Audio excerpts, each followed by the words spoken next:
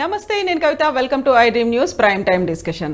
ఆంధ్రప్రదేశ్లో ఎన్నికల రాజకీయం అనూహ్యంగా మారుతోంది. మరోసారి అధికారం చేపట్టాలని జగన్ పావులు కదుపుతూ ఉంటే, జగన్ని ఓడించడమే లక్ష్యంగా జనసేన, టీడీపీ కూడా అడుగులు వేస్తున్నాయి. బీజేపీ అయితే ఇప్పటికీ క్లారిటీ లేదు. కాంగ్రెస్ కూడా తెలంగాణ కర్ణాటక తర్వాత ఆంధ్రప్రదేశ్ మీద ఫోకస్ పెట్టింది కాంగ్రెస్ పార్టీ.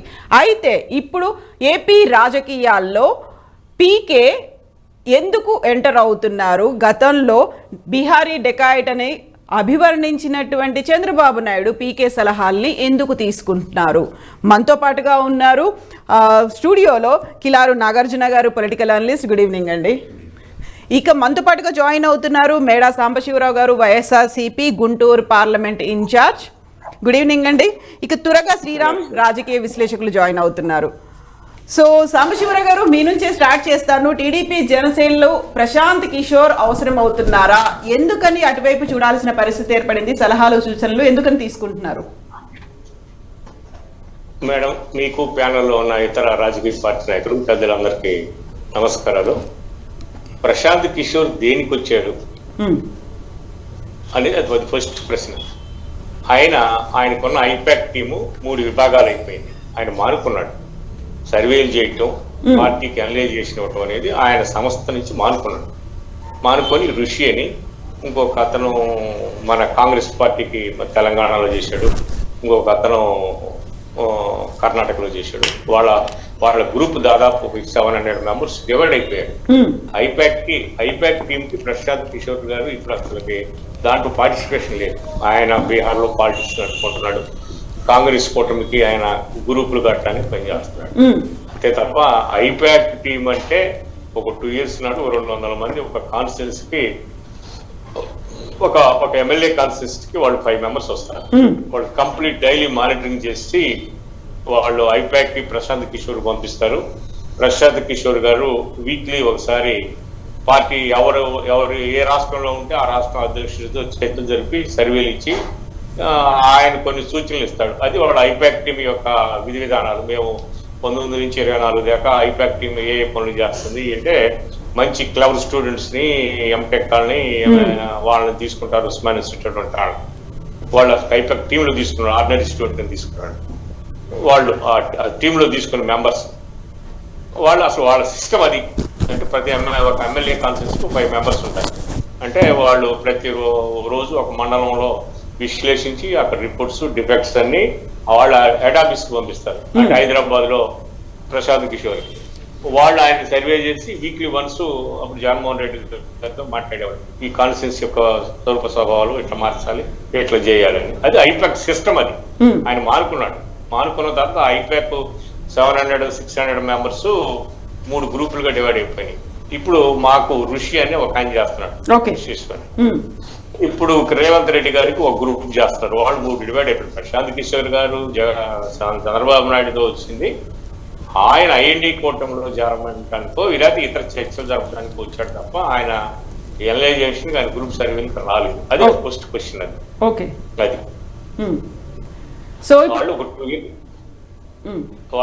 వాళ్ళ సిస్టమ్ చెప్తున్నా మీకు. సిస్టమ్ ఎట్లా నడుస్తుంది అని కూడా మీకు చెప్పాను. అది వాళ్ళు ఒక 2 years ముందు వస్తారు. ఆ 2 years ముందు కాన్స్టిట్యున్సీని తీసుకుంటారు. ఒక కాన్స్టిట్యున్సీకి 5 members ని డైలీ అబ్జర్వేషన్ ఒక మండలం పెడతారు. ఆ రిపోర్ట్స్ అన్ని ఎవరికి చెప్పరమ్మా, ఇక్కడ ఎమ్మెల్యేకి చెప్పరు, ఎవరికి చెప్పరు. హైదరాబాద్ పంపిస్తారు. వాళ్ళు 1 week ఒకసారి ఇంకొక కాన్స్టిట్యున్సీ గురించి పార్టీ అధ్యక్షుడు ఎవరు ఉంటే అక్కడ వాళ్ళ సిస్టమ్ అది. ఏది అక్కడ జగన్మోహన్ రెడ్డి గారితో డిస్కస్ చేసేవాడు, మనం రేవంత్ రెడ్డితో డిస్కస్ అట్లా చేస్తారు. అట్లా అది వాళ్ళ సిస్టమ్ అది. అంతేగాని ఆయన ఇప్పుడు ఒక 2 నెలలు 3 నెలల మీద వచ్చి ఆయన బీహార్ ఎలక్షన్ చూసుకుంటున్నాడు. వచ్చే ఆయన అనేక అంశాల మీద రావచ్చు. రాజకీయ నాయకులు, రాజకీయ పార్టీలు ఆయన ఇటీవల కాంగ్రెస్, బీజేపీకి వ్యతిరేకంగా కూటమిలో కట్టాలని చూశాడు. దానికోసం ప్రయత్నిస్తున్నాడు. మరి దేనికి వచ్చాడు ఏంటి అనేది ఆ చంద్రబాబు నాయుడు గారు, ప్రశాంత్ కిషోర్ తప్ప మన ఊహాలు ఇక వార్తా మీడియాకి ఎవరికి వచ్చింది వాళ్ళు నడుపుకుంటా ఉంటారు. అది నాకు తెలిసిన సమాచారం అది. సో ప్రశాంత్ కిషోర్ మాత్రం బయటకు వచ్చిన తర్వాత ఒక సీనియర్ పొలిటీషియన్ కాబట్టి ఒక కర్టసీ కాల్ లాగా ఆయన్ని కలిసి వచ్చాను అని చెప్పారు. కాకుంటే ఇంటర్నల్ గా మీకేం తెలియట్లేదా అక్కడ ఏం జరిగింది, ఎందుకు వచ్చారు అనేది?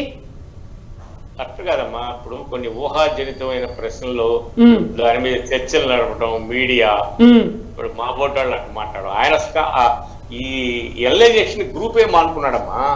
అసలు విషయం ఏంటంటే అది పెద్ద ప్రాజెక్ట్. ఇది ఒక 400-500 మంది ఒక నియోజకవర్గానికి అయితే 400 మంది 500 మంది పని చేస్తారు వాళ్ళు. ఇప్పుడు ఒక్కొక్క ఎమ్మెల్యే కాన్స్టిట్యున్సీకి 5 ఉంటారు వాళ్ళు.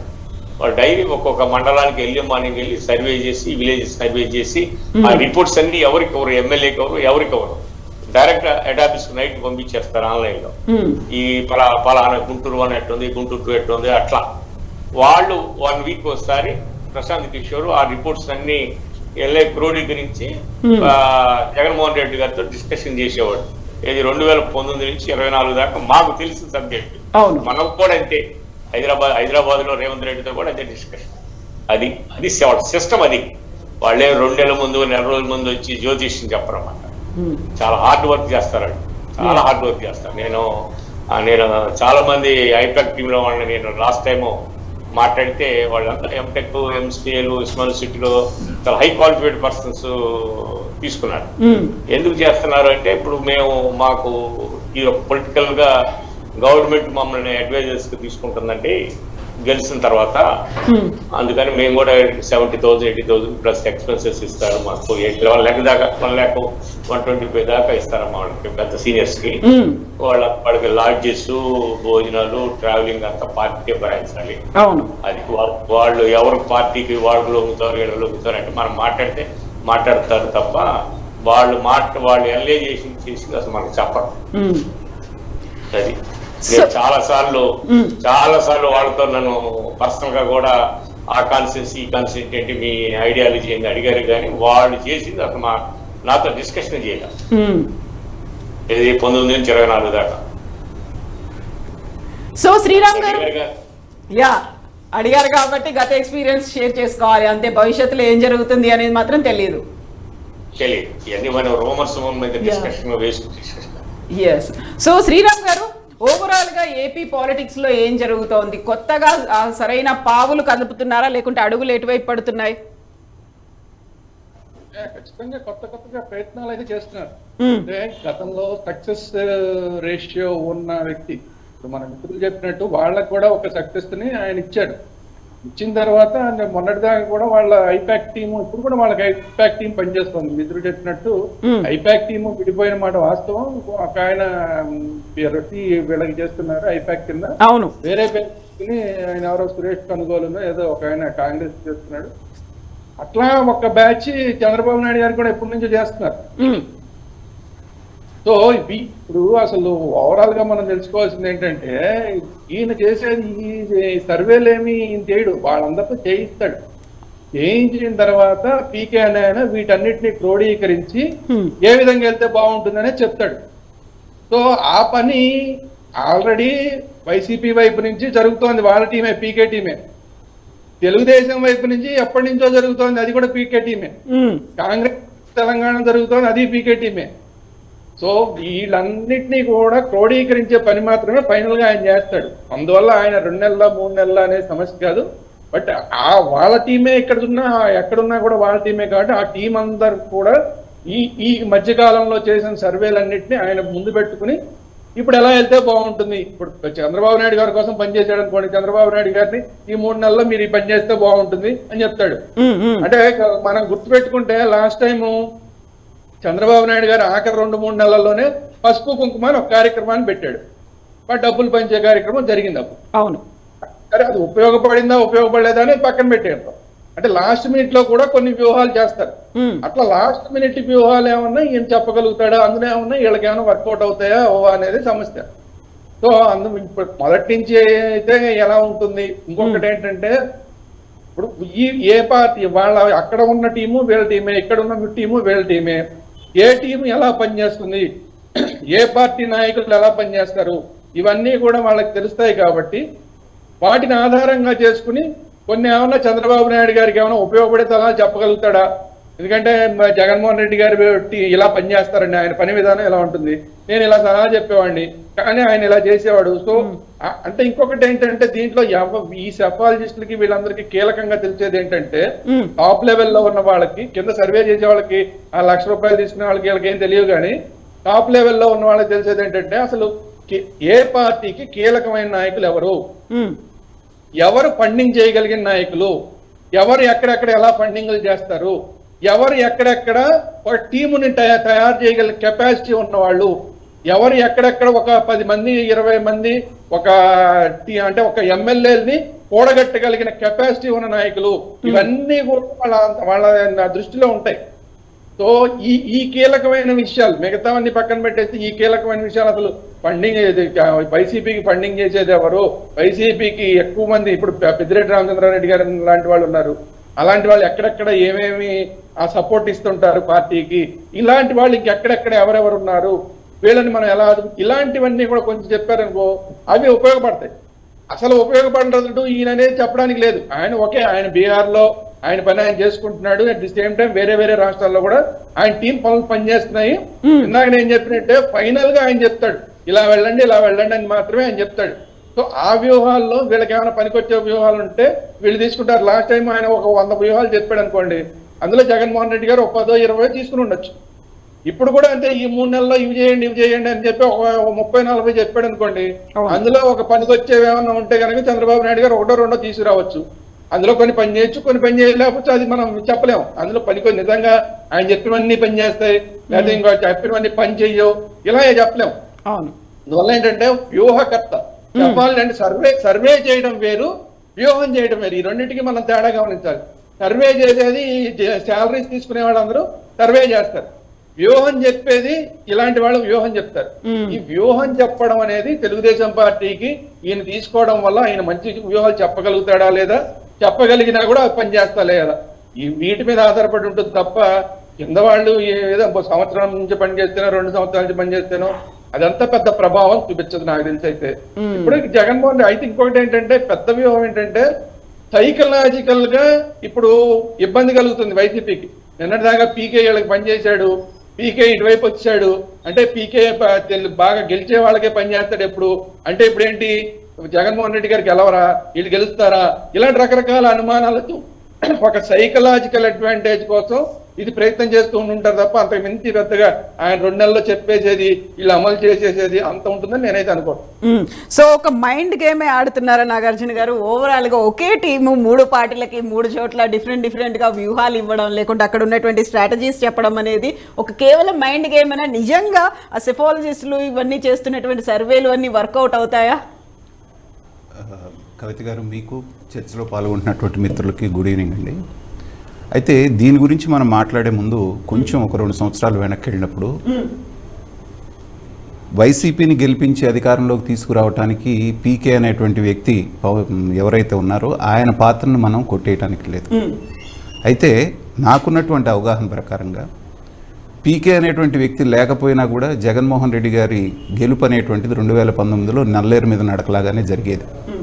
ఎందుకంటే 2014లో వైసీపీకి టీడీపీకి ఉన్నటువంటి తేడా కేవలం 1.5%, 5 లక్షల ఓట్లతో మాత్రమే వాళ్ళు గెలిచారు. అప్పుడు వాళ్ళతో పాటు పవన్ కళ్యాణ్ ఉన్నారు, బీజేపీ ఉంది, కాంగ్రెస్ కూడా ఉంది. కాంగ్రెస్ 2019కి వచ్చేటప్పటికి పవన్ కళ్యాణ్ లేడు, బీజేపీ లేడు. ఆ 1.5% తేడా ఖచ్చితంగా జగన్మోహన్ రెడ్డి గారు గెలిచేవారు. కానీ ఏంటంటే ఎందుకైనా మంచిదన్న ఉద్దేశంతో ఈయన్ని ప్రశాంత్ కిషోర్ గారిని పెట్టుకోవడం జరిగింది. కాలక్రమేణా ఒక 2 సంవత్సరాల క్రితం ఆయన నాకు ఇవ్వద్దు, బీహార్ రాజకీయాల్లోకి నేను వెళ్ళాలి అని ఆయన అనుకున్నప్పుడు ఫస్ట్ స్టేట్మెంట్ మనం గుర్తు తెచ్చుకోవాలి. నేను ఒక రాష్ట్రంలో ఒక పార్టీని అధికారంలోకి తీసుకొచ్చిన తర్వాత ఆ పార్టీ సరిగ్గా పెర్ఫామ్ చేయకపోతే జనాలు నన్ను తిట్టుకుంటున్నారు, పార్టీని కాకుండా, ఆ విధంగా నేను దానికి దోహదం చేసినట్టు అవుతుందని ఒక సందర్భంలో మాట్లాడారు. రెండవ సందర్భంగా రీసెంట్గా మీరు కనుక తీసుకుంటే ఒక 1.5 మంత్ క్రితం ఎక్కడో మాట్లాడుతూ అభివృద్ధి సంక్షేమం 2 హ్యాండ్ ఇన్ హ్యాండ్ వెళ్ళాలి, కానీ సంక్షేమం మాత్రమే చేసుకుంటూ అభివృద్ధిని మనం నెగ్లెక్ట్ చేస్తే ఆంధ్రప్రదేశ్ లాగా అవుతాము, అప్పులు తెచ్చి సంక్షేమం చేయటం అనేది కరెక్ట్ కాదనేటువంటిది ఓపెన్గా చెప్పడం. అంటే ఆయన యొక్క మైండ్ సెట్ ఎలా ఉంది ప్రశాంత్ కిషోర్ది ప్రజెంట్ అనేటువంటిది 2 స్టేట్మెంట్స్ తెలియజేస్తాయి. అయితే ఇప్పుడు శ్రీరామ్ గారు అన్నట్టుగా ఇవన్నీ పక్కన పెడితే ఇప్పుడు జరుగుతున్నటువంటిది కేవలం మైండ్ గేమ్. ఎందుకంటే 100 మందినో 80 మందినో 90 మందినో మేము మార్చేస్తున్నాం, ఎమ్మెల్యే సీట్లు కొంతమందికి టికెట్లు ఇవ్వట్లేదు, కొంతమందికి మారుస్తున్నాం అన్న టైంలోనే వైసీపీ అనేటువంటిది కొంత గందరగోళంలో ఉంది. సో టికెట్లు వచ్చిన వాళ్ళు ఒక రకంగా, రాని వాళ్ళు ఎక్కడికి వెళ్ళాలి ఏంటి అనేటువంటిది ఒక గందరగోళం జరుగుతున్నప్పుడు వాళ్ళని ఇంకా సైకలాజికల్గా దెబ్బతీయాలి అంటే ఇప్పటికే ఏం చెప్తున్నారు, తల్లి వెళ్ళిపోయింది మీతో లేదు, చెల్లి వెళ్ళిపోయింది మీతో లేదు అనేటువంటిది చెప్తా ఉన్నారు. చెప్తున్న టైంలో మీకు జీవనాడి లాంటి ప్రశాంత్ కిషోరే వెళ్ళి చంద్రబాబు నాయుడు గారితో మాట్లాడారంటే, ఇందాక శ్రీరామ్ గారు అన్నట్టు గెలుపు అటువైపు వస్తుందని తెలిసి ఆయన వెళ్ళి కలిసారేమనేటువంటి ఒక సైకలాజికల్ ఫీలింగ్ వాళ్ళకి పంపించడానికి ఇది పనికి వస్తుంది. లేకపోతే నిజంగా వాళ్ళు మాట్లాడుకోవాలి అంటే లోకేష్ వాళ్ళు ఢిల్లీలో అయినా మాట్లాడుకోవచ్చు, లేదా ప్రశాంత్ కిషోర్ వచ్చి హైదరాబాద్లో అయినా కలవచ్చు, ఎవరికి మూడో కంటికి తెలియకుండా. స్పెషల్ ఫ్లైట్ వేసుకొని, అది కూడా సీఎం రమేష్ ఫ్లైట్ వేసుకొని తీసుకెళ్ళి గన్నవరంలో మీడియా అంతా చూసేటట్టుగా ఇద్దరు ఒకే కారులో వెళ్ళి చంద్రబాబు నాయుడు గారి ఇంట్లో 3 గంటలు కూర్చొని చర్చలు చేసి, ఇదంతా ఏంటంటే ఒక ఫీలర్ పంపించి అవతల ప్రతిపక్ష శిబిరంలో వాళ్ళ వైరుపక్షంలో ఉన్నటువంటి వాళ్ళని గందరగోళానికి గురి చేయడం కోసం అనేటువంటిది ప్రాథమికంగా కనపడుతుంది. అయితే తెలుగుదేశం పార్టీకి ఉన్నటువంటి ఒక వీక్నెస్ ఏంటంటే మొదటి నుంచి కూడా వాళ్ళు చేసింది చెప్పుకోవడం కూడా వాళ్ళకి చేత కాదు. 2019 ఎలక్షన్లో మనం చూసాం, పింక్ డైమండ్ కొట్టేశారు తెలుగుదేశం వాళ్ళు, చంద్రబాబు నాయుడు గారి ఇంట్లో ఉంది. తిరుమలలో తవ్వకాలు జరిపారు, నగలన్నీ చంద్రబాబు నాయుడు ఇంట్లో ఉన్నాయి. లేదా 42 మంది డిఎస్పీల ప్రమోషన్లో ఒకే కులానికి 40 మందికి ఇచ్చారు. ఇలాంటివన్నీ కూడా రకరకాలైనటువంటి ప్రచారాలు వచ్చినాయి. మన వివేకానంద రెడ్డి గారి హత్యను కూడా వేరే వాళ్ళకి అట్రిబ్యూట్ చేయడం జరిగింది. వీటిని దేన్ని కూడా తెలుగుదేశం కౌంటర్ చేసుకోలేక నిజంగానే ఇది నిజమేమోనని ప్రజలు నమ్మేటువంటి పరిస్థితికి వెళ్ళిపోయారు. కాబట్టి ఏంటంటే అలాంటి వీక్నెస్ని ఏదన్నా కరెక్ట్ చేసుకోవడానికి ఏమన్నా సలహాల కోసం పిలుచుంటారే కానీ బేసికల్గా ఇది మైండ్ గేమే. 2 నెలల్లో ప్రశాంత్ కిషోర్ గారు వచ్చేసి తిరగేసేది ఏమి ఉండదు. లేకపోతే చంద్రబాబు నాయుడు లాంటి అనుభవజ్ఞుడైనటువంటి వ్యక్తికి 2 నెలల్లో ఈయన ఇచ్చేటువంటి సలహాలు కూడా ఏమి ఉండవు. బేసిక్గా ఏమన్నా ఫండమెంటల్స్ ఏమన్నా కరెక్ట్ చేసుకోవాల్సి ఉంటే అది చేసుకొని ఉంటారే కానీ ప్రాథమికంగా ఇదంతా చూస్తే ఏంటంటే ఇది ఒక షో, అవతల వాళ్ళని కన్ఫ్యూజ్ చేయడానికి, డిఫెన్స్లో పడేయడానికి అనేటువంటిది క్లియర్గా అర్థమవుతుంది మనకి. సో సాంబశివరావు గారు, ఇప్పుడు వై నాట్ 175 అంటున్నారు, వై ఏపీ నీడ్స్ జగన్ అనేటువంటి క్యాంపెయిన్లు వెళ్తున్నారు. అయితే నాగార్జున గారు చెప్పినట్టుగా అభివృద్ధి సంక్షేమం రెండిటి మీద ఫోకస్ పెట్టలేదా? కేవలం ఒక సంక్షేమ పథకాలు వాటికి సంబంధించే ఫోకస్ అనేది దీనివల్లే ఒక మైండ్ గేమ్ ని ఆడుతోంది అని. మేడం ఆయన ఇప్పుడు దాకా మాట్లాడడానికి అభివృద్ధి గురించి నేను డిస్కషన్ చేస్తాను. చెప్పండి. అభివృద్ధి గురించి అభివృద్ధి అనే పదం ఏ పారామీటర్లో చంద్రబాబు నాయుడు గారు 5 సంవత్సరాలు చేశాడు, జగన్మోహన్ రెడ్డి గారు 5 సంవత్సరాలు చేశాడు. ఒక్క ఇన్ఫ్రాస్ట్రక్చర్ 20,000 కోట్లు మనం ఇవాళ వాటర్ లెవెల్ పెడుతున్నాం. చంద్రబాబు నాయుడు గారి టైంలో 2,000 కోట్లు కూడా పెడుతున్నాం. మేము ఇప్పటికి 5 జనరల్ హాస్పిటల్స్ ఓపెన్ చేసాం, ఇంకొక 5 జనరల్ హాస్పిటల్స్ త్వరలో చేస్తాం. ఒక ఎడ్యుకేషన్కి నాడు నేడు 18,000 కోట్లు పెట్టాం, 30 లక్షల ఇళ్ల స్థలాలు ఇచ్చాం. ఏదలేక ఇన్ఫ్రాస్ట్రక్చర్ అభివృద్ధి అంటే ఏంటి? అసలు అభివృద్ధి అనే పదానికి నిదర్శనం ఏంటి? సోషల్ ఎకానమీ అభివృద్ధి కదా. అభివృద్ధి అనేది పెద్దవాళ్ళు మాట్లాడతారు, అభివృద్ధి అనే దానికి అసలు నిర్వచనం ఏంది? ఆయన మాట్లాడేది అభివృద్ధి. ఆయన ఏం చేశాడో చెప్పానండి. రేపు ఓటర్ల దగ్గరికి వెళ్ళి నేను 5 సంవత్సరాల్లో నేను ఈ పని చేశాను, నేను హెల్త్ స్కీమ్లో ఈ పని చేశాను, ఎడ్యుకేషన్లో చేశాను, అది కాదమ్మా. ఆయన టైంలో జిఎస్టీ వచ్చేసి 3,300 కోట్లు వస్తే 4,300 కోట్లు వస్తుంది. 1000 కోట్లు ఏ అభివృద్ధి లేకపోతే, ఇన్కమ్ లేకపోతే సాంబశివరావు గారు ఒక ప్రశ్న అండి, అడగండి. సాంబశివరావు గారు, అభివృద్ధి అంటే మనకి 2 పారామీటర్స్ చూపిస్తారు సార్. ఇమ్మీడియట్గా జనానికి కనిపించేటువంటిది ఏంటంటే వాళ్ళ ముందున్నటువంటి రోడ్డు, డ్రైనేజ్ వ్యవస్థ, తర్వాత ఉపాధి అవకాశాలు. ఇప్పుడు మీరు అన్నారు స్కూల్స్, హాస్పిటల్స్ గురించి. ఈ 2 విషయాలే నేను మాట్లాడతానండి.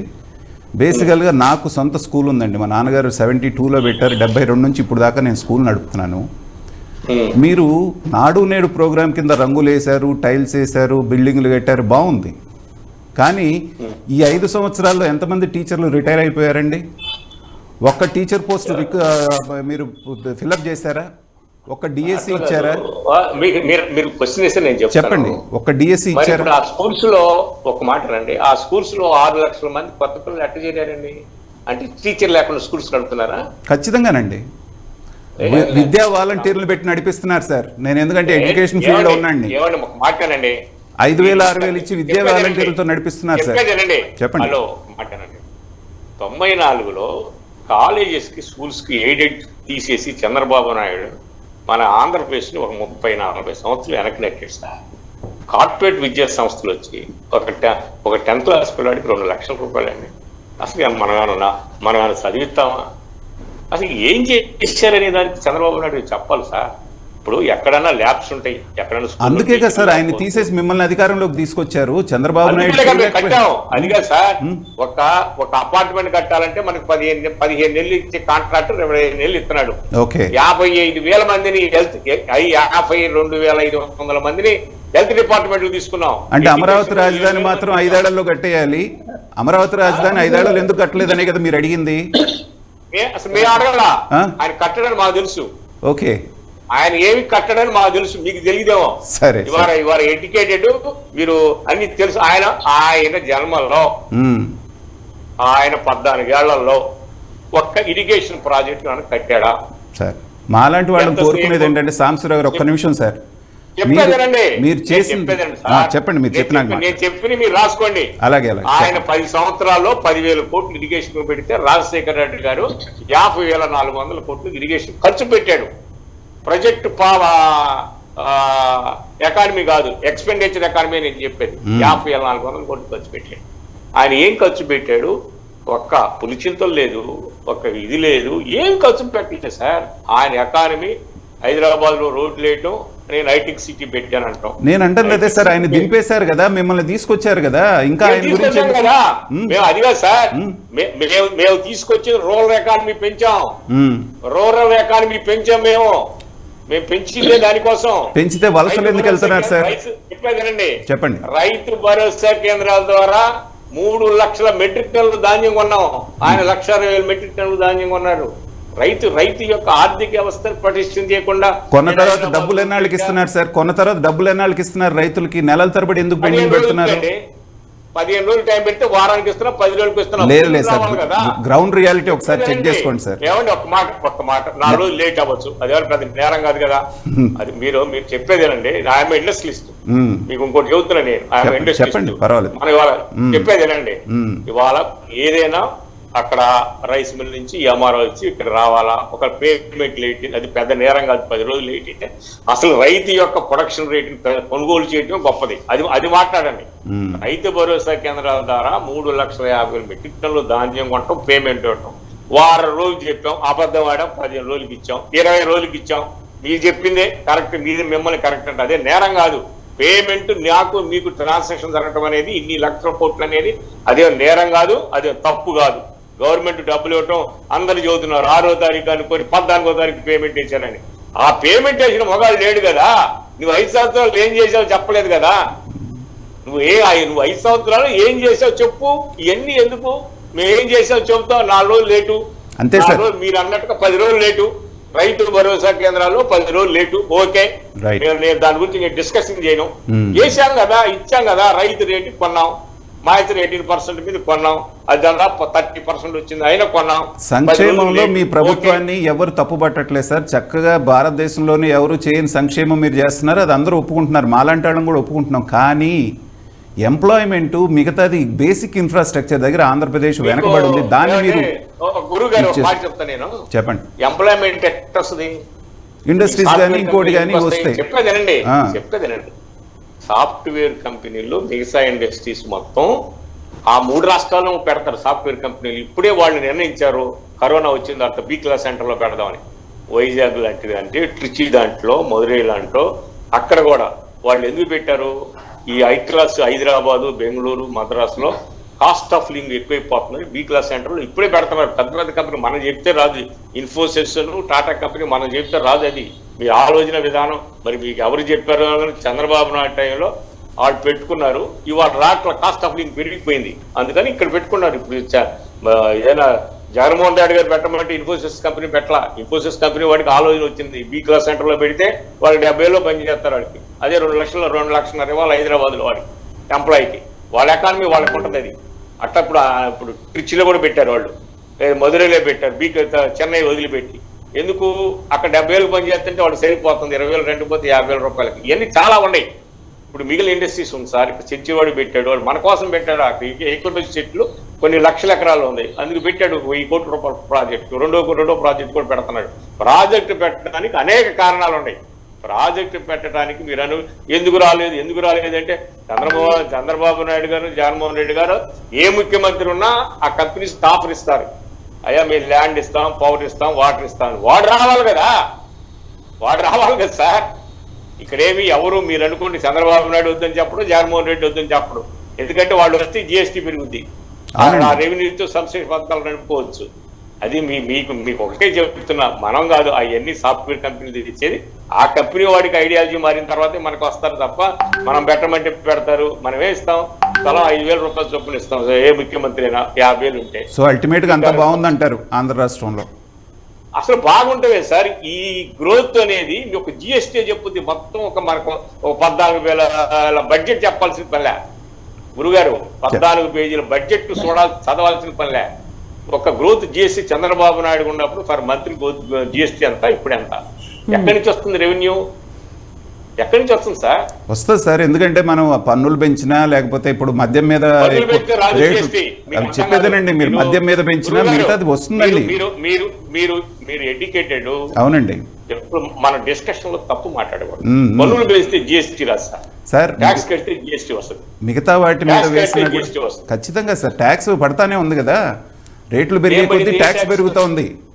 ట్యాక్స్ పెరిగితే జిఎస్టీ వస్తూ ఉంటుంది సార్. అదిగా సార్ నేను అనేది.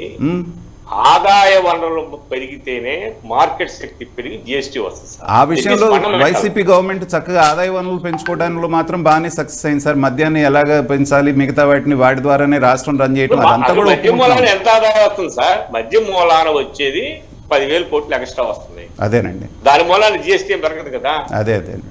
అదిగా సార్, మీరు తెలుగుదేశం టైంలో 43,000 బెల్ట్ షాపులు పెట్టి ఆదాయం మొత్తం వాళ్ళు తిన్నారు. రైట్, గవర్నమెంట్ కి వస్తుంది ఆదా. మీరు గవర్నమెంట్ కి వస్తుంది ఆదాయం అంటున్నారు అక్కడ పోకుండా. అంతే కదా, ఆదాయం గవర్నమెంట్ కి వస్తే మనకేం సంక్షేమ పథకాలు. చంద్రబాబు నాయుడు నీ బోటే నా బోటే 10,000 5,000 బెల్ట్ షాపులు పెట్టుకొని వాడు తిన్నాడు పర్సనల్ గా. సో సాంబశివరావు గారు, గవర్నమెంట్ వస్తుంది కదా. సాంబశివరావు గారు, ఇప్పుడు మీరు చెప్తున్నటువంటి ఈ లెక్కలన్నీ సంక్షేమంతో పాటుగా అభివృద్ధి కార్యక్రమాలు జగన్ చేశాడన్నప్పుడు అక్కడ ప్రజలు కూడా దీన్ని అర్థం చేసుకున్నారా? వాళ్ళ దృష్టిలో ఉందా ఇదంతా కేవలం ఇప్పుడు మైండ్ గేమ్ ఆడుతోంది అనుకున్నప్పుడు? అది కాదమ్మా మేడం గారు, 2012లో ఇదే గేమ్ ఆడి 21 సీట్లు 18 సీట్లు గెలిచాం. Sweep down. చంద్రబాబు నాయుడు గారికి 33% ఓటు శాతం పడిపోయింది 2012లో ఉప ఎన్నికల్లో. 2014లో ఆయన బీజేపీ మోడీ గాలితో మేము ఓడిపోయాం. యాక్చువల్ గా జనసేన చంద్రబాబు నాయుడు గారు. ఇండియాలో మోడీ వేవ్ దోలింది మొత్తం.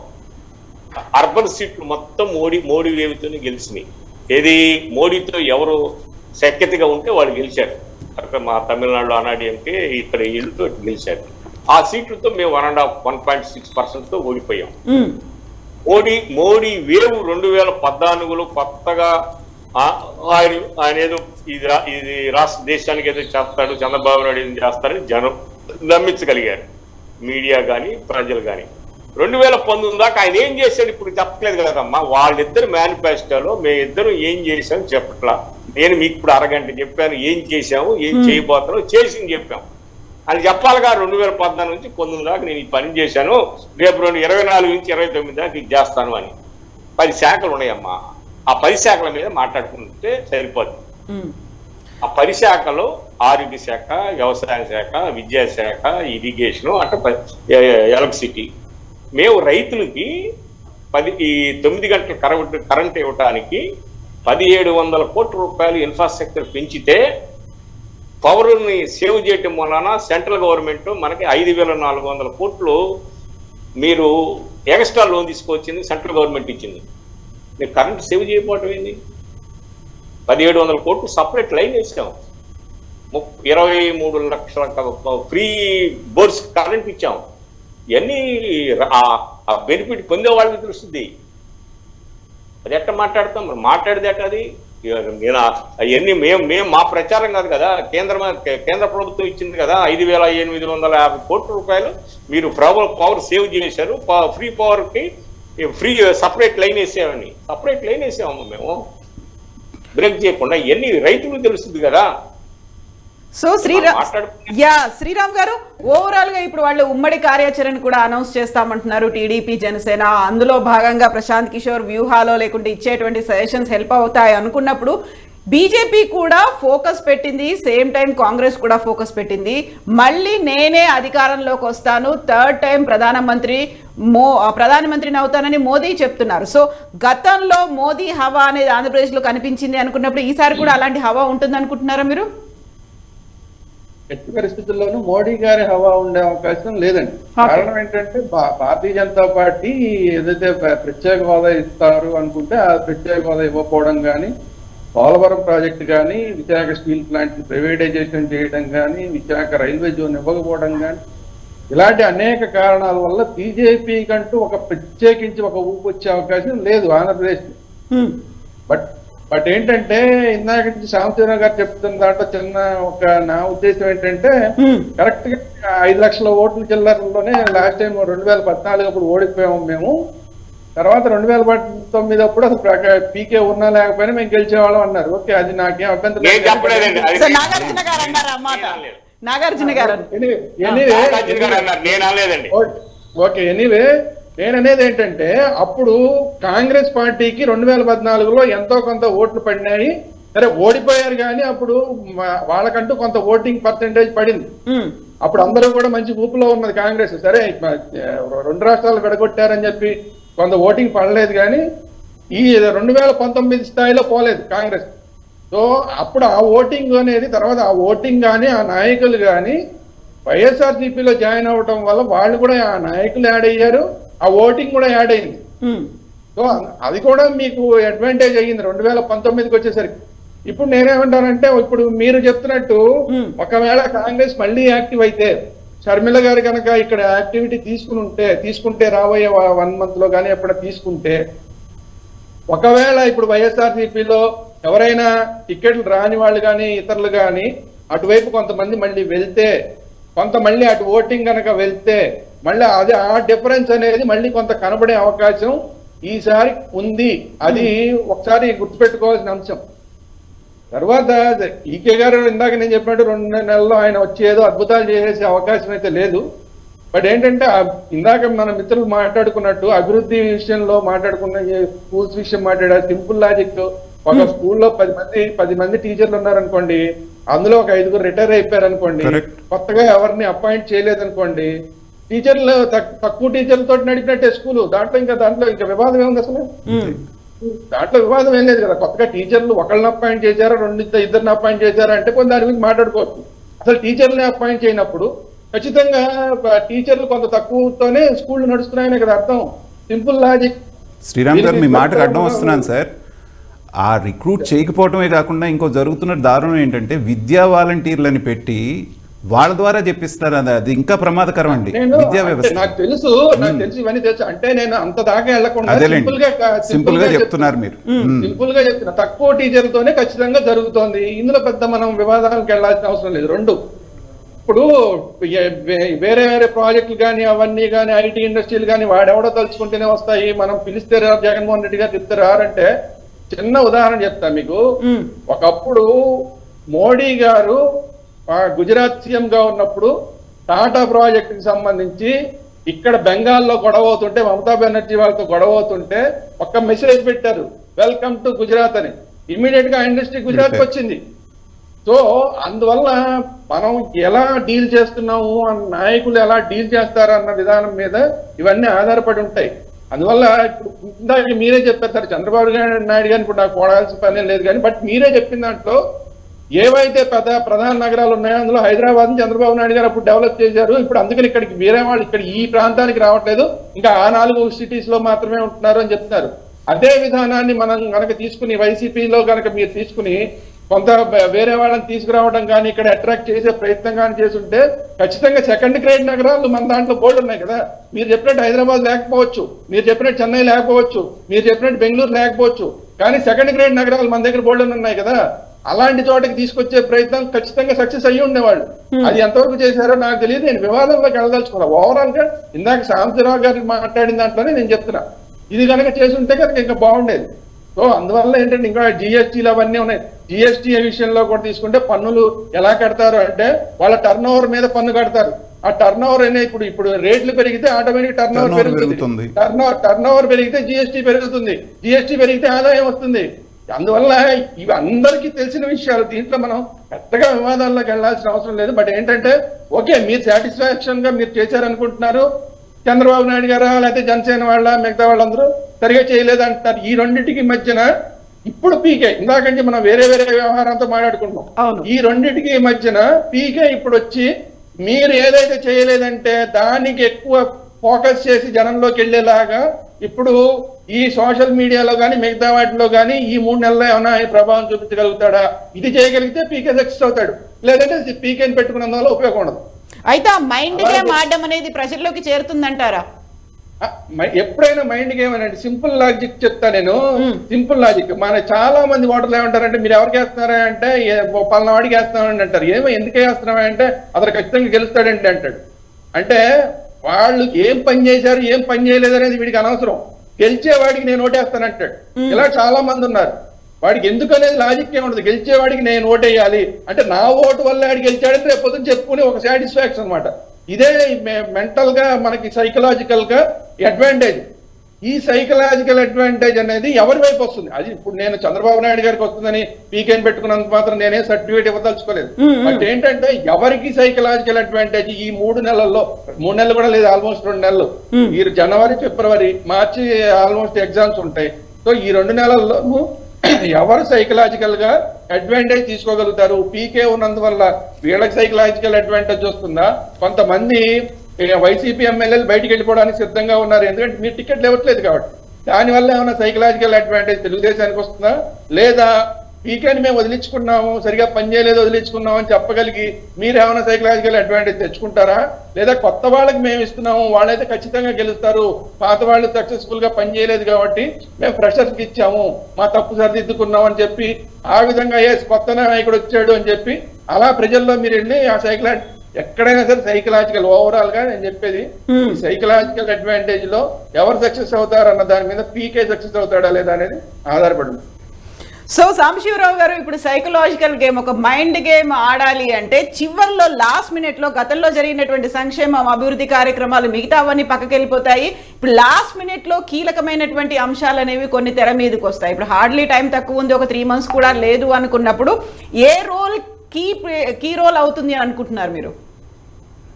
మేడం, సైకలాజికల్ గా అటు ఇటు తిరిగేది రాజకీయ నాయకులు, ఓటర్ కాదు.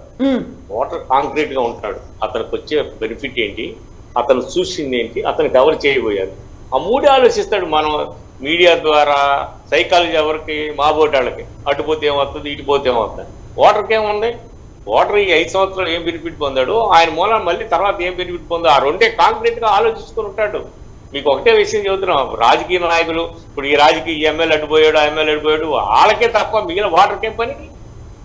ఓటర్కి 2,25,000 ఓటర్ ఉన్నాడు, వాళ్ళకేం పని? వాళ్ళకి అసలు ఇవన్నీ ఆలోచించడు. చంద్రబాబు నాయుడు టైంలో ఏం బెనిఫిట్ పొందాం, జగన్మోహన్ రెడ్డి గారి టైంలో ఏం బెనిఫిట్ పొందాం, మళ్ళీ వీళ్ళిద్దరు వస్తే ఏం బెనిఫిట్, ఏం వస్తుంది, అంతే. సింపుల్ లాజిక్ వేసుకుని నెలకొని కూర్చుంటాడు. అసలు ఈ రాజకీయ నాయకులు అటు తిరిగితే ఇటు తిరిగితే పీకే వస్తే బీకే వస్తే వాళ్ళకేంది? వాళ్ళకి అవసరం లేదు కదా. పీకే లేకుండానే 1.68% మేము లాగాం కదా. పీకే వచ్చాడు, ఆయన ఇస్తాడు, ఆయన నమ్మాలి. చంద్రబాబు నాయుడిని నమ్మాలి కదమ్మా మేడం. ఫస్ట్ నేను ఒక 10 కార్యక్రమాలు చెప్పాడు, నేను నమ్మాలి కదా. అది ఒక పెద్ద ప్రశ్న కదా. మేము వచ్చాము, 98% అమలు చేశాము. ఏం అమలు చేయలేదు, ల్యాబ్స్ ఉంటాయి. మనం ఇప్పుడు వంట వండితే 4 కూరలు ఉంటే ఒక కూర బాగోదు, అట్లా ల్యాబ్స్ ఉంటాయి. అట్లనే మేము వచ్చిన తర్వాత అన్ని సక్రమంగా చేస్తున్నాం. ఆయన మీరు ఎన్ని రోజులు డబ్బులు ఇచ్చాడని అడుగుతున్నాడు. అది చంద్రబాబు నాయుడు ప్యాడీయే కొనబోతే అడగలేదుగా మీరంతా, మీ మేధావులు మొత్తం. చంద్రబాబు నాయుడు రైతు కొన్న ప్యాడీని ఎందుకు కొనలేదని అడగలేదు కదా. మేము కొంటే 10 రోజులు లేటుకి ఇచ్చాం. 10 రోజులు లేటుకి ఇచ్చినా కూడా దానికి ఒక పెద్ద క్వశ్చన్ అదో తప్పు, మీరు మాట తప్పారంటే అట్లా ఇట్టానే ఉంటాయి క్వశ్చన్లు. ఆ రైతే అనుకోడు, అయ్యా నాకు తెలిసిన ధాన్యం 30% మాయితీలు వచ్చింది. సాంబశివరావు గారు, మీ మాట్లాడడం వస్తున్నాను. పదే మీరు చంద్రబాబు నాయుడు కోట్ చేస్తున్నారు. అందుకే కదండి చంద్రబాబు నాయుడు ఓడించి ఇంటికి పంపించారు. మీరు కూడా అదే బాటలో వెళ్దాం అనుకుంటున్నారా? చంద్రబాబు నాయుడే కదండి ఆయన కోట్ చెప్పి అయిపోయింది కదా, 5 సంవత్సరాలు అయిపోయింది. మీరు కూడా ఆ బాటలోనే వెళ్దాం అనుకుంటున్నారా? అది కాదు నాగార్జున గారు, కోట్ చేయాల్సింది కూడా చంద్రబాబు నాయుడు గారిని. ఆయనే కదా మాకు ప్రత్యర్థి. ఓకే, సో అక్కడ ఇద్దరు కలిసి బరిలో దిగుతున్నారు కదా, ఇద్దరిని పట్టించుకోవట్లేదా సాంబశివరావు గారు? ఓన్లీ చంద్రబాబు నాయుడునే చూస్తున్నారా? పవన్ కళ్యాణ్ పట్టించుకోరా మీరు? అసలు అది కాదమ్మా, మేనిఫెస్టో రిలీజ్ చేసేది ఆయన, టికెట్లు ఇచ్చేది ఆయన, డబ్బులు పెట్టేది ఆయన, ఎలక్షన్ చేసేది ఆయన. వీళ్ళంతా ఎవరమ్మా? ఇప్పుడు పెళ్లి జరుగుతుంటే 22 మంది చేస్తాడు, మండపం కట్టేవాడు ఉంటాడు, బాజీ ఉంటాడు, పెళ్లి చేసేవాడు ఉంటాడు. వాళ్ళందరూ ఎందుకు? పెళ్లి కొడుకు నాన్నతో మాట్లాడుకునేదానికి, పెళ్లి కొడుకు నాన్నతో మాట్లాడుకునే వీళ్ళందరూ ఎందుకు? So deciding factor Chandrababu Naidu అంతేనా? అంతే. ఆయన హీరో, ఆయన ప్రొడ్యూసర్, ఆయన డైరెక్టర్, ఆయనతో మాట్లాడతాం మేము. నువ్వు ఏం చేసినా రేపు ఏం చేయబోతున్నావు చెప్పాలి కదా. వీళ్ళెవరు? వీళ్ళు ఏదో మాట్లాడుతుంటారు, 100 మంది ఉంటారు భజంత్రీలు. వాళ్ళతో మాకెందుకు? వాళ్ళ గురించి మేము విమర్శించాల్సిన పని కూడా లేదు. వాళ్ళ మ్యాచ్ ప్లాన్ రిలీజ్ చేస్తారా? మేము అధికారంలోకి వచ్చి చేస్తామని చెబుతారా? చెప్పరు కదా. ఓకే, అంటే వాళ్ళ గురించి మేము మాట్లాడుకోవాల్సిన పని ఉంది? అసలు మేము అసలు అంత టైం కూడా వాళ్ళని మనం విమర్శించాల్సిన పని కూడా లేదమ్మా, ఎందుకంటే వాళ్ళ చేతులు ఏమీ లేదు. సో ఇట్లాంటి టైంలోనే పీకే టీం ఇచ్చేటువంటి సలహాలు సూచనలు ఏమైనా డైరెక్షన్ మార్చే అవకాశాలు ఉన్నాయా? డైరెక్టర్ గా ఆయన ఏమైనా మారతాడా పీకే? అసలు అమ్మా, మీకు మీడియా వాళ్ళందరికీ, మీ కొత్త వాళ్ళందరికీ ఒక అడ్వైజ్ ఇస్తున్నాను. నేనేమో మిమ్మల్ని క్రిటిసైజ్ చేయట్లా. చెప్పండి. జరిగిన దాని గురించి డిస్కషన్ చేసుకుంటే మనం ఎక్కువసేపు డిస్కషన్ చేసుకోవచ్చు. ఊహాజనితమైన దాని మీద మనం ఏం డిస్కషన్ చేసుకుంటామమ్మా? ఇప్పుడు వాళ్ళిద్దరు మాట్లాడుకున్నప్పుడు మీడియాకి చెప్పాలా? అది చెప్పాలా? వాళ్ళు ఎవరన్నా మీ మీడియా వాళ్ళు ఉండారా? వాళ్ళు రిలీజ్ చేయాలా? ఇప్పుడు అసలు ఏమని మనం నాకు మీ ఈ యూట్యూబ్ లో మీలాంటి వాళ్ళు వచ్చి క్వశ్చన్లు వేస్తుంటే నేనేం చెప్పాలో అర్థం కావట్లేదు. మన కూడా 2-3 చెప్పా. ఊహాజనితమైన దాని మీద డిస్కషన్ పెట్టకూడదు మీరు, దయచేసి. వాళ్ళు చంద్రబాబు నాయుడు పబ్లిక్ అయితే క్లియర్ గా మీ వైపే ఉన్నారు. ఎలాంటి మైండ్ గేమ్లు ఏం ప్లే చేసినప్పటికీ కూడా వాళ్ళు మీ వైపే చూస్తారు. అండ్ రెండోసారి జగన్ రాబోతున్నాడు, అంతేనా? 100%. మా సర్వేలు మాకుండి, మా ఇది మాకుంది. ఎస్. సో మైండ్ గేమ్ లేదు, ఏమీ లేదు. ప్రజలు మాత్రం చాలా క్లారిటీతో ఉన్నారు, ఓటర్లో క్లారిటీ ఉంది. ఒక మాట అండి, ఇప్పుడు మన వైసీపీ మిత్రులు చాలా కాన్ఫిడెంట్ గా ఉన్నారు, వాళ్ళు చేసినటువంటి అభివృద్ధి వాళ్ళనే గెలిపిస్తుందని. అలా జరిగితే సంతోషం, దాంట్లో రెండో మాట లేదు. కానీ మొన్నే మనకి తెలంగాణ ఎలక్షన్స్ జరిగినాయి. తెలంగాణ ఎలక్షన్స్లో నిజంగా అభివృద్ధి చేసిన వాళ్ళని గెలిపించాలి అంటే అసలు బీఆర్ఎస్ ఓడిపోకూడదు. ఇటు హైదరాబాద్ సిటీని కానివ్వండి, అటు ఎలక్ట్రిసిటీ కానివ్వండి, తాగునీరు కానివ్వండి, సాగునీరు కానివ్వండి, భూముల రేట్లు కానివ్వండి, ఎంతో పెంచింది. కానీ ఎక్కడో వాళ్ళకి నచ్చినటువంటి పాయింట్ ఒకటి వాళ్ళకి ఉండి ఏం చేస్తున్నారంటే ఎవరు ఊహించిన విధంగా జరిగింది. అందుకని ఏంటంటే జాగ్రత్తగా వాళ్ళు గెలవాలనే కోరుకుందాం. చెప్పండి చెప్పండి సార్. ఇందాక మన వైసీపీ మిత్రులు ఏమంటున్నారంటే వాళ్ళు ఏం బెనిఫిట్స్ పొందారో దాన్ని బట్టి ఓటేస్తాడు ఓటరు అని అంటున్నారు. కరెక్టే, బట్ ఏంటంటే అన్ని సందర్భాల్లో జరగదు. దళిత బంధు అని చెప్పి 10 లక్షలు ఇస్తే కూడా ఎవరు ఓట్లేదు. అది మనకి ఇప్పుడు వచ్చారు సార్, ఇప్పుడు వచ్చారు మీరు నా పాయింట్కి, ఇప్పుడు మా ఐడియాలజీకి ఇప్పుడు వచ్చారు. ఎస్సీలు ఎంతమంది ఉన్నారు? దళిత బంధు చెప్పేది వినండి, నేను క్వశ్చన్ వేస్తున్నాను. కేసీఆర్ దళిత బంధు ఒక పల్లెకి పోతే 700 మంది ఎస్సీలు ఉంటారు ఒక గూడెంలో. నువ్వు దళిత బంధు 70 మందికి ఇచ్చావు, 100 మందికి ఇచ్చావు. మీరు 630 మంది ఓట్లు వ్యతిరేకం వేశారు కదా. వరంగల్ జిల్లా చెప్పేది వినండి, ఒక మాట గురుగారు మాట్లాడండి. అదొక ఉదాహరణగా చెప్పారు ఆయన, అంతే, అదే అని కాదు. చెప్పేది వినండి. ఆయన ఓడిపోయిన 2 కారణాలు సార్. దళిత బంధు, రైతు బంధుతో ఓడిపోయాడు ఆయన. రెండోది హౌసింగ్. మేము మాకు ఎలిజిబుల్ ఉన్న తెలుగుదేశం జనసేన జోళ్ళ 31 లక్షల మందికి ఓట్లు ఇచ్చాం పార్టీ జోళ్ళ. ఆయన మొత్తం ఎన్ని కట్టాడు? మొత్తం కట్టింది 2400 ఇల్లు కట్టాడు సార్, 5 ఇంకా ఆ ఇళ్ళు అన్ని అవ్వలేదు సార్. ఇప్పుడు ఆ చర్చ వద్దు. ఎందుకంటే ఆ ఇల్లు ఏది అవ్వలేదు. కొండల మీద పెట్టారు, మీరు తెలుసా? కొండలు ఇంకా తవ్వలేదు. ఈ రోజు కూడా ఇంకా కొండలు ఇంకా తవ్వలేదు. కొండల పైన ఎక్కడో మీరు ల్యాండ్స్కేపింగ్ చేశారు. ఆ కొండలకి 7 లక్షలు 7 లక్షల ఇల్లు గృహప్రవేశాలు చేశారు. 7 లక్షల ఇల్లు మళ్ళీ రేపు ఫిబ్రవరిలో చేస్తున్నారు. ఎక్కడో 2 ఇల్లు కొండల మీద కట్టుకుంటేనో 10 ఇల్లు కొండల మీద కట్టుకుంటేనో ఎక్కడో ఉంటాయి సార్. మీకు ల్యాబ్స్ లేకుండా ఉంటాయి అనేది సాంబశివరావు గారు చాలా తెలివిగా విన్న విషయాల్ని లైట్ గా చేయాల్సిన దగ్గర లైట్ గా కొట్టేస్తున్నారు, మిగతా విషయాలు గట్టిగా వాదిస్తున్నారు ఆయన. కానీ లేదు తప్పు పట్టడానికి లేదు, ఆయన డిఫరెంట్ ప్రాక్టికల్ గా ఇవన్నీ చూస్తారు. వాటర్ అనేవాడు ప్రాక్టికల్ గా ఇవన్నీ చూసి సాంబశివరావు గారు చెప్పింది నేను కూడా యాక్సెప్ట్ చేస్తా. ఏం మనం పొందాము, ఏం లాస్ అయ్యాము, ఈ రెండు అంతే.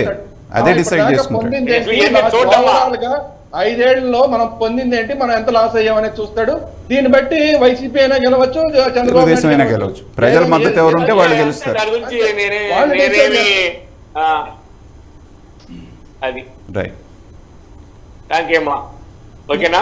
ఎస్ అండి, thank you so much Sambasivarao గారు. మళ్ళీ మనం మాట్లాడుకుందాం. ఓవరాల్ గా క్లియర్ పిక్చర్ వచ్చిన తర్వాత మాట్లాడుకుందాం. ఇప్పుడు ఓన్లీ స్పెక్యులేషన్స్ మీద వద్దన్నారు కాబట్టి ఇక్కడికి మనం స్టాప్ చేద్దాము. Next clear picture. Yeah got it అండి, గాట్ ఇట్ క్లియర్ పిక్చర్ వచ్చిన తర్వాత కాకపోతే ఏం జరుగుతుంది అనేటువంటి ఒక క్యూరియాసిటీ అయితే ఉంది కదా. ఒక పీకే కాదు ఇంకో పీకే కూడా చంద్రబాబు నాయుడుకు జత అవుతున్నారా అనేది ఉంది కాబట్టి. అమ్మా 2009 నేను 89 నుంచి ఎలక్షన్ చేస్తాను. నేను మీడియా మాట్లాడుతూ ఇన్వెస్ట్ చేస్తే ఒక కాన్స్టిట్యున్సీ ఎలక్షన్ చేస్తాను, ఇన్ఛార్జి ఉంటా. అవును, 89 నుంచి పనిచేస్తాను నేను పార్టీకి, కాంగ్రెస్ పార్టీకి. నేను ఏ పార్టీకి పనిచేస్తాను, ఏ ఎలక్షన్ చేస్తానో నన్ను అందరూ మా కాన్స్టిట్యున్సీ పనిచేయమంటారు. I'm free service man. నేనేమి పార్టీలో కానీ ప్రభుత్వంలో కానీ పదవిలో నేను స్పోక్స్ పర్సన్ కూడా. అంతవరకు నాకు చాలా యాక్టివిటీస్ ఉన్నాయి. అసలుకి ఓటర్ యొక్క సైకాలజీకి 2009లో వీళ్ళు 4 గెలిచారు. చంద్రబాబు నాయుడు నేను గెలిపించారా?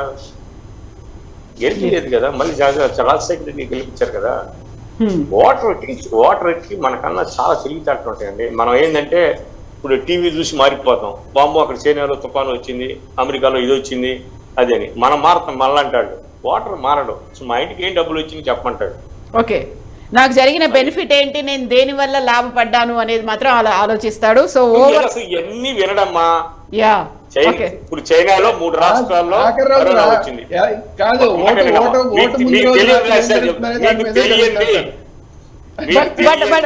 శ్రీరామ్ గారి దగ్గర నుంచి ఒక పాయింట్ ఉంది. లాస్ట్ మినిట్ లో జరిగేటువంటి పోల్ మేనేజ్మెంట్లు ఉంటాయి కదా, ఈ మైండ్ గేమ్ అంతా పక్కన పెట్టినా ఒక్కదాన్ని ఆలోచిస్తారు కదా అంటారు ఆయన. మేము 2014 చూసాం పోల్ మేనేజ్మెంట్, 2019లో చూసాం. చంద్రబాబు నాయుడు యొక్క ఎత్తులు చూసాం, గిత్తులు చూసాం. కొడితే దెబ్బ కొడితే 157 కొట్టాం. దాని గురించి మాకు తెలుసు. ఎట్టక పట్టాలు కూడా మాకు తెలుసు. అది దాని గురించి ఆలోచన లేదు. చైనాలో 4 రాష్ట్రాల్లో విపరీతమైన కరోనా ఉంది. మీడియాలకు రావట్లా. లేదు అవి కూడా కవర్ చేస్తున్నాం. ఇక్కడ డాక్టర్స్ దగ్గర నుంచి కూడా తీసుకున్నామా. అట్లా కాదు, ఒక్కటి ఇంకోటి పాటల అనేక సమస్యలు వస్తాయి. సమస్యలు చాలా ఉన్నాయి. ఎస్ అండి, సాంబశివరావు గారు థ్యాంక్ యూ సో మచ్ అండి. శ్రీరామ్ గారు థ్యాంక్ యూ అండి. నాగార్జున గారు థ్యాంక్ యూ సో మచ్ అండి. We need to talk more on AP politics. కాకుండా ఒక క్లారిటీ వచ్చిన తర్వాత స్పెక్యులేషన్స్ మీద మాత్రం కాకుండా మళ్ళీ మాట్లాడుకుందాం. ఓవరాల్ గా డెవలప్మెంట్స్ అన్నిటిని కంటిన్యూ చేద్దాం. Stay tuned, keep watching. This is Kavitha signing off.